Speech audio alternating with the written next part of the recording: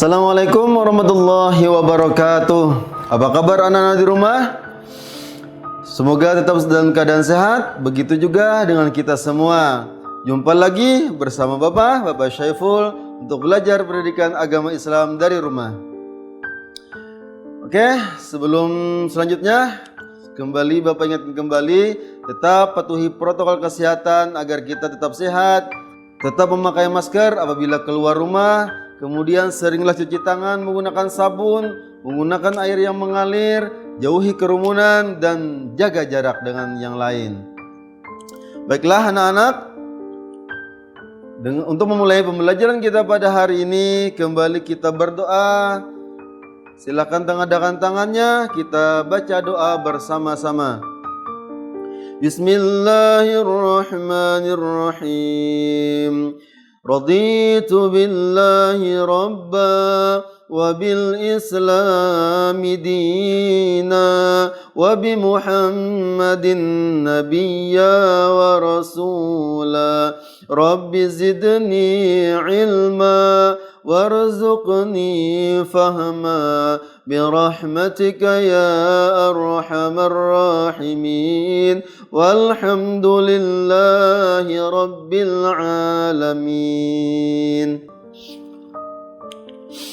Nah anak-anak, pelajaran kita pada hari ini kisah terakhir, yaitu Rasul Allah Idulaku, tentang kisah teladan Nabi besar Nabi Muhammad sallallahu alaihi wasallam, nabinya umat Islam. Kembali tujuan pembelajaran kita, yang pertama meyakini kebenaran nabi-nabi Allah. Yang kedua, kita dapat menunjukkan atau kita dapat menteladani sikap-sikap atau sifat-sifat yang dicontohkan oleh para nabi dan rasul, yaitu sifat berani, sifat rendah hati, sabar, kerjasama, jujur, serta peduli. Kemudian kita semua memahami kisah-kisah yang akan kita pelajari bersama. Dan yang terakhir, kita semua mampu kembali menceritakan kisah tersebut kepada orang lainnya. Baiklah anak-anak, untuk pendahuluan materi kita pada hari ini akan kembali Bapak tampilkan sebuah video tentang keteladanan Nabi kita, Nabi Muhammad SAW. Mari kita saksikan bersama.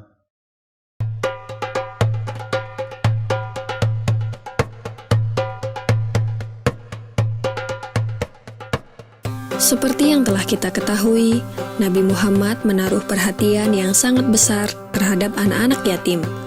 Pada suatu hari raya, Nabi Muhammad pergi keluar rumah untuk melaksanakan sholat Idul Fitri, sementara anak-anak sedang bermain dengan gembira di jalanan.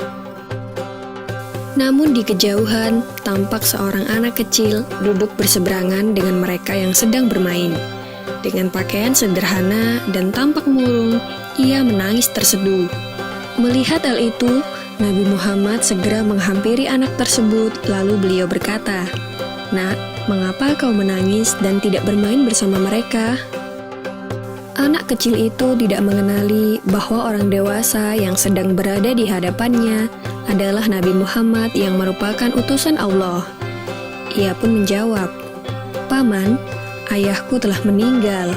Ia mengikuti Nabi Muhammad dalam menghadapi musuh di sebuah pertempuran, tetapi ia gugur dalam medan perang tersebut. Nabi Muhammad mendengarkan dengan seksama rangkaian peristiwa dan nasib malang yang menimpa anak tersebut. Anak itu pun melanjutkan ceritanya. "Ibuku menikah lagi. Ia mengambil warisanku yang merupakan peninggalan ayah, sedangkan suaminya mengusirku. Kini aku tak memiliki apapun, dan hari ini aku melihat teman sebayaku merayakan hari raya bersama ayah mereka. Perasaanku dikuasai oleh kehampaan tanpa ayah, karena itulah aku menangis." Mendengar penjelasan dari anak malang itu, hati Nabi Muhammad runtuh. Ternyata masih ada anak-anak yatim dari sahabat yang gugur membela agama dan Rasulnya di medan perang yang mengalami nasib malang seperti anak itu. Namun Nabi Muhammad segera menguasai diri. Nabi yang duduk berhadapan dengan anak ini segera menggenggam tangannya. "Apakah kau sudi bila aku menjadi ayahmu, Aisyah menjadi ibumu, Ali menjadi pamanmu, Hasan dan Husain sebagai saudaramu, dan Fatimah sebagai saudarimu? Tanya Nabi Muhammad. Mendengar tawaran itu, anak itu seketika mengerti bahwa yang dihadapannya adalah Nabi Muhammad SAW. Kenapa tak sudi wahai utusan Allah? Jawab anak ini dengan senyum terbuka. Nabi Muhammad kemudian membawa anak angkatnya pulang ke rumah. Di sana anak ini diberikan pakaian terbaik. Ia dipersilahkan makan hingga kenyang. Penampilannya diperhatikan, lalu diberikan wangi-wangian. Setelah selesai, ia pun keluar dari rumah Nabi Muhammad dengan senyum dan wajah bahagia. Melihat penampilannya yang sudah berbeda, para sahabatnya yang semula sedang bermain bersama mulai bertanya, "Sebelum ini kau menangis, tapi kini kau tampak sangat gembira." Benar sahabatku, tadinya aku lapar, tetapi lihatlah, sekarang tidak lagi. Aku sudah kenyang. Dulunya, aku memang tidak berpakaian bagus, tetapi kini lihatlah, sekarang aku mengenakan pakaian bagus. Dulu memang aku ini yatim, tetapi sekarang aku memiliki keluarga yang sangat perhatian. Nabi Muhammad ayahku, Aisyah ibuku, Ali pamanku, Hasan dan Husain saudaraku, dan Fatimah saudariku. Bagaimana aku tidak bahagia? Mendengar cerita sahabatnya, mereka tampak menginginkan nasib serupa.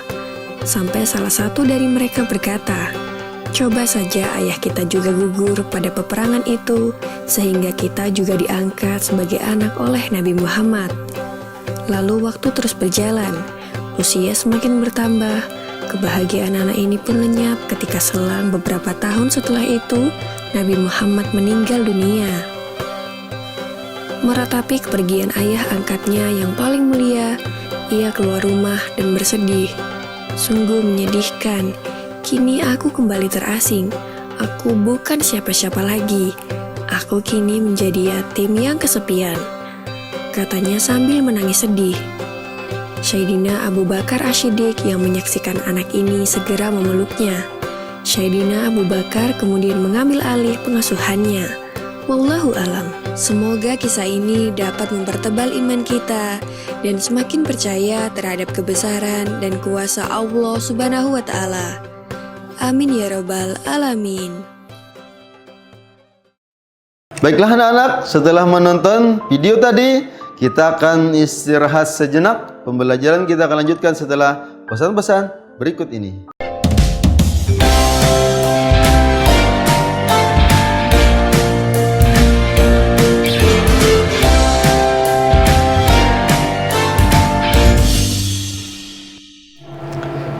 Baiklah anak-anak, kembali lagi bersama Bapak, kita lanjutkan materinya. Nah, bagaimana tentang video yang kita saksikan sebelumnya tadi?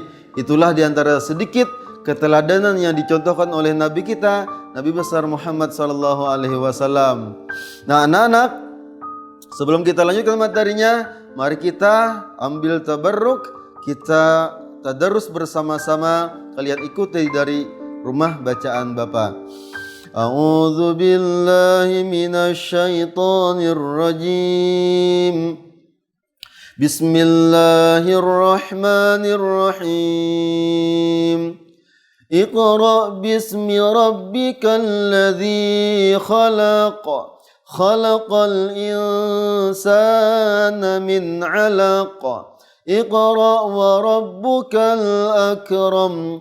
Alladzi 'allama bil qalam 'allamal insana ma lam ya'lam.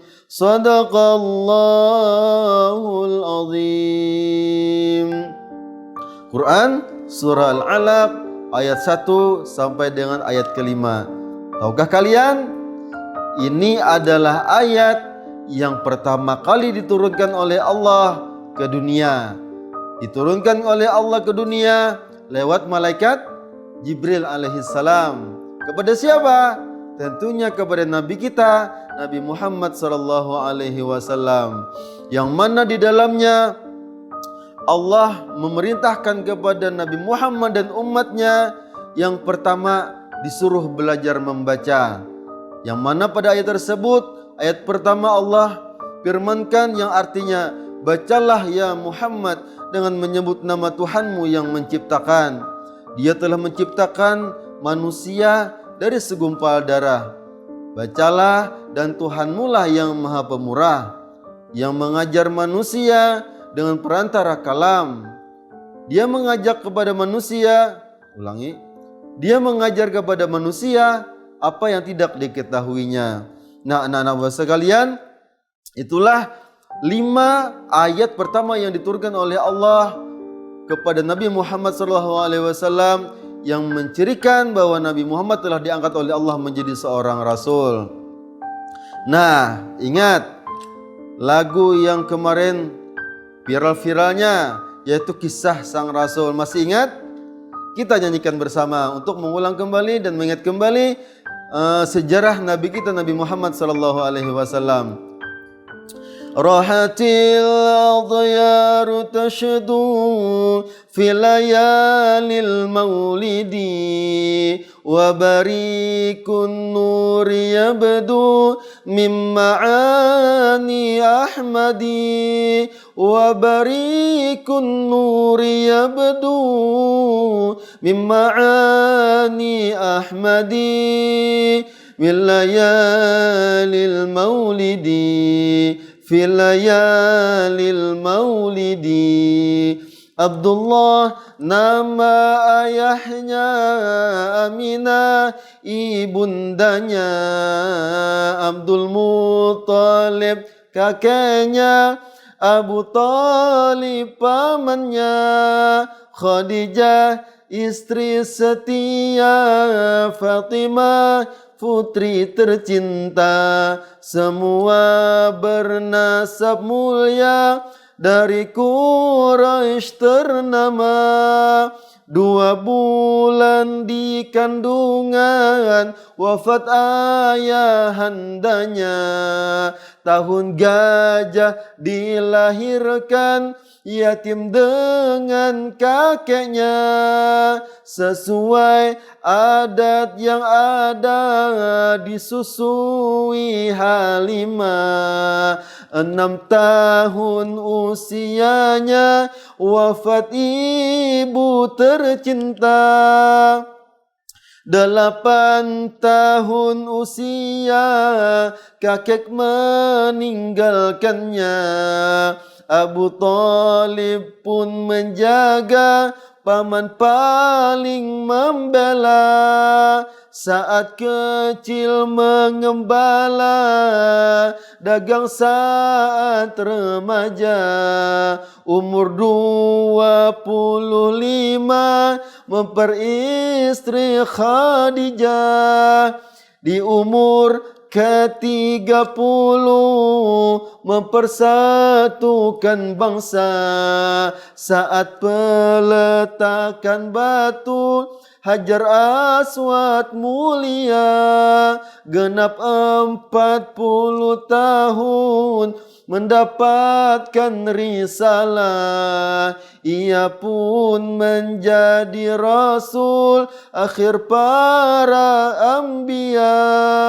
Inilah kisah sang rasul yang penuh suka duka. Inilah kisah sang rasul yang penuh suka duka, yang penuh suka duka. Baiklah anak-anak, nah setelah kita bernyanyi tadi, Bapak akan terangkan hikmah beriman kepada Rasul. Yang pertama hikmah beriman kepada Rasul Allah itu adalah sebagai suri tauladan. Apa itu suri tauladan? Yaitu contoh yang baik untuk kita ikuti sebagai manusia. Yang kedua, mengeluarkan manusia dari kebiasaan menyembah selain Allah.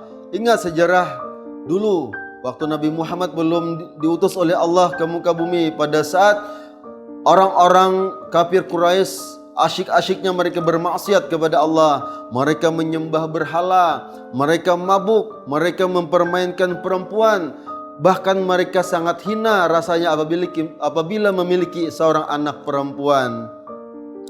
Nah, yang ketiga, menjelaskan kepada manusia tentang apa itu yang gaib yang tidak bisa masuk ke dalam akal pikiran manusia. Contohnya malaikat ada tapi tidak bisa dilihat oleh manusia. Yang keempat, untuk menegakkan hujjah atau bukti manusia agar tidak membantah perintah Allah. Jadi nanti di akhirat anak-anak kita tidak bisa lagi membantah perintah Allah. Kenapa? Allah sudah menurunkan Rasul sebagai pembawa kabar terhadap apa-apa yang diperintahkan oleh Allah dan apa-apa yang disuruh untuk ditinggalkan oleh Allah. Dan yang kelima, membersihkan, mensucikan dan menjauhi dari sesuatu yang merusak. Apa yang merusak? Merusak akhlak manusia. Sehingga apabila kita berbuat itu, pastinya itu tidak baik bagi kita. Itu akan menimbulkan mudarat bagi kita semua. Nah, itu diantaranya 5 hikmah beriman kepada Rasul yang Bapak jelaskan pada kali ini. Sebenarnya banyak hikmah beriman kepada Rasul, tapi cukup 5 dulu ya. Nah, poin yang kedua, poin B, keteladanan Nabi Muhammad SAW. Ini gambar seperti mana gambar video yang kalian simak terlebih dahulu tadi, mengisahkan bagaimana sifat Nabi Muhammad SAW yang begitu mempunyai sifat kasih sayang kepada semua orang, tidak orang dewasa saja, tidak orang tua saja, tetapi masuk kepada anak-anak kecil pun disayangi oleh Nabi Muhammad SAW. Mau tahu cerita selanjutnya? Anak-anak, pembelajaran akan kita lanjutkan setelah pesan-pesan berikut ini.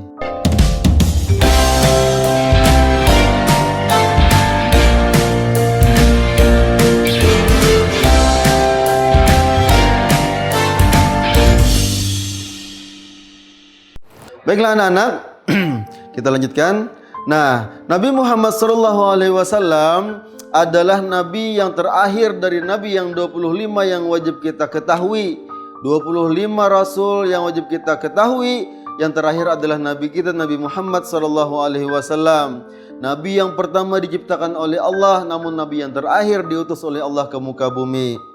Siapakah Nabi Muhammad? Beliau sama dengan kita, manusia biasa, tetapi manusia yang dipilih oleh Allah, yang ditugaskan oleh Allah untuk menjadi Rasulnya, untuk menyampaikan khabar-khabar dari Allah, yang mana khabar tersebut kabar kebaikan dan khabar yang tidak baik yang akan menyengsarakan kepada umat manusia. Nah, Nabi Muhammad SAW dilahirkan di kota Mekah, kota yang pada saat ini adalah di mana ada satu tempat di Masjidil Haram, yaitu Ka'bah sebagai pusatnya kiblat umat Islam. Disitulah bukti nyata Nabi Muhammad dilahirkan. Nabi Muhammad dilahirkan pada hari Senin, tanggal 12 Rabiul Awal, bertepatan dengan tahun gajah. Tahukah kalian kenapa dikatakan bertepatan dengan tahun gajah? Karena Nabi Muhammad dilahirkan pada masa di mana pada tahun itu ada sebuah peristiwa yang sangat tragis, yang sangat diingat oleh seluruh manusia, yang sampai-sampai ceritanya itu digambarkan dan diceritakan oleh Allah dalam Al-Quran, yaitu surah Al-Fil. Pada tahun itu ada seorang raja yang bernama Raja siapa? Raja Abraha. Raja yang zalim, raja yang tidak berakhlak. Raja tersebut membawa pasukan bergajah sekian banyaknya. Kemana? Ke Mekah. Untuk apa? Untuk menghancurkan Ka'bah. Seperti yang kalian sudah ketahui, diceritakan oleh guru-guru kalian sebelumnya di sekolah. Akhirnya apa? Tentara Abraha menang atau kalah? Iya, kalah. Dengan apa? Cuma dengan lemparan batu oleh burung yang Allah utus untuk menghancurkan mereka. Nah, kemudian anak-anak, Nabi Muhammad SAW itu dilahirkan dalam keadaan yatim. Kenapa dalam keadaan yatim? Karena ayah beliau sudah terlebih dahulu meninggal, wafat. tatkala apa? Nabi Muhammad SAW masih dalam kandungan ibunya, kira-kira berumur 2 tahun di dalam kandungan. Wafatlah ayahanda beliau. Nah, karena itulah Nabi Muhammad SAW sangat sayang terhadap anak yatim. Kenapa? Beliau merasakan bagaimana seorang anak yang kurang kasih sayang dari seorang ayahnya. Nabi Muhammad SAW pada masa bayi, pada zaman itu memang adat kebiasaan orang Mekah pada saat itu, anak bayi itu bukan disusui oleh ibunya, ibu kandungnya, tetapi disusui oleh orang lain. Nabi Muhammad SAW, anak-anak bapak, pada masa bayi itu disusui oleh seorang perempuan yang sangat mulia yang bernama Halimatus Sa'diyah. Kurang lebih 4 tahun lamanya dia dijaga oleh Halimatus Sa'diyah. Nah, pada usia kanak-kanak, Nabi Muhammad SAW itu sering diajak pamannya. Untuk apa? Bukan bermain, tetapi mengembala domba, mengembala kambing. Ia senang dengan pekerjaannya dan ia sayang kepada hewan-hewannya. Sejak muda, Nabi Muhammad SAW sangat dikenal oleh masyarakat pada saat itu memiliki sifat-sifat yang baik. Beliau memiliki sifat yang tabah, sifat sabar, bertanggung jawab, dan Nabi Muhammad pekerja keras. Kemudian pekerjaan yang digelutinya pada saat itu ialah berdagang. Berdagang membawakan barang dagangan Siti Khadijah. Karena kejujuran Nabi Muhammad SAW dalam berdagang, membawakan barang dagangan Siti Khadijah, akhirnya Khadijah melihat akhlak yang mulia tersebut, sehingga Khadijah memiliki rasa memiliki cinta kepada Nabi kita Nabi Muhammad SAW, dan akhirnya Nabi Muhammad mengawini Siti Khadijah dan menjadikan Siti Khadijah seorang istri. Nah, anak-anak, di usia ke-40 tahun Nabi Muhammad SAW diangkatlah menjadi seorang rasul. Ditandai dengan apa tadi?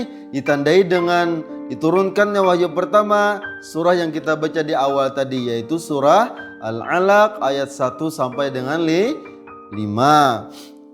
Nah, karena sifatnya yang begitu mulia, Nabi Muhammad SAW diberi gelar oleh masyarakat pada saat itu dengan gelar Al-Amin. Apa artinya? Yaitu orang yang dapat dipercaya. Nabi Muhammad SAW, kebiasaan beliau adalah mengasingkan diri. Beliau enggak suka keramaian. Beliau suka berkhalwat, masuk ke dalam gua dan tafakur kepada Allah, meminta kepada Allah petunjuk agar supaya bagaimana masyarakat pada saat itu diberi petunjuk oleh Allah. Tempat yang biasa beliau gunakan apa? Yaitu tempat bukti nyata, tempat di mana wahyu pertama diturunkan oleh Allah, yaitu Gua Hira. Nah, pada malam ke-17 bulan Ramadan turunlah malaikat Jibril atas perintah Allah. Untuk apa? Untuk menyampaikan wahyu ayat tadi, yaitu surah Al-Alaq ayat 1 sampai 5. Yang mana setiap tahunnya kita di Indonesia memperingati dengan nama Nuzulul Quran. Nah, anak-anak, untuk kesimpulan pembelajaran kita pada hari ini, Nabi Muhammad SAW, Nabi yang dilahirkan dalam keadaan yatim, yaitu Nabi yang dilahirkan dalam keadaan tidak mempunyai ayah. Kenapa? Karena ayah beliau sudah wafat waktu beliau masih dalam kandungan ibu beliau, yaitu pada saat beliau masih berumur 2 bulan. Kemudian Nabi Muhammad SAW suka membantu, diantaranya apa? Membantu pamannya Abu Talib. Untuk apa? Untuk mengembala domba, untuk mengambil upah dari pengembalaan domba yang beliau lakukan tersebut. Dan yang ketiga, Nabi Muhammad SAW terkenal dengan orang yang jujur. Jadi anak-anak bapak di rumah, sebagai orang Islam, sebagai umat Nabi Muhammad, kita harus mencontoh akhlak beliau. Satu akhlak beliau yang bisa kita terapkan, yaitu jujur, sehingga Nabi Muhammad dikenal oleh orang-orang Arab, orang-orang yang tidak beragama Islam pada saat itu, diberi gelar Al-Amin, yaitu orang yang jujur yang dapat dipercaya. Nah, anak-anak sekalian, terakhir tugas untuk kalian di rumah, buatlah resume kembali tentang sejarah atau keteladanan Nabi Muhammad SAW. Salin di buku tulis kalian, kemudian kumpulkan ke sekolah kepada guru agama kalian masing-masing. Nah, untuk menutup pembelajaran kita pada hari ini, seperti biasa mari kita berdoa kepada Allah. Kita tengadahkan tangannya, kita baca doa menutup pelajaran. Bismillahirrahmanirrahim. Allahumma arinal haqqa haqqa warzuqna ittiba'a wa arinal batila batila warzuqna ijtinaba birahmatika ya arhamar rahimin walhamdulillahi rabbil alamin. Nah, baiklah anak-anak soleh dan soleh yang ada di rumah, sampai di sini pembelajaran kita pada hari ini. Semoga membawa berkah dan membawa manfaat kebaikan bagi kita dan orang-orang yang ada di sekitar kita. Sampai berjumpa di pembelajaran selanjutnya. Mohon maaf apabila Bapak ada salah-salah kata. Wabillahi taufiq wal hidayah. Wassalamualaikum warahmatullahi wabarakatuh.